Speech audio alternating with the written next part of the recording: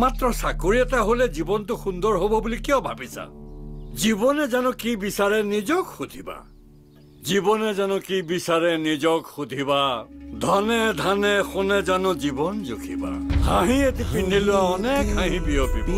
ভাঙি পাতি খুলি কবা মনৰ দ্বিধা নিজে নিজক শুধৰোৱা ৰাস্তা খুলি। ভাঙি পাতি খুলি কোৱা মনৰ দ্বিধা আঁতৰিব।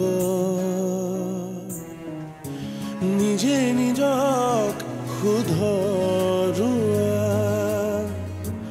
ৰাস্তা খুলিব। জীৱনে জানো কি বিচাৰে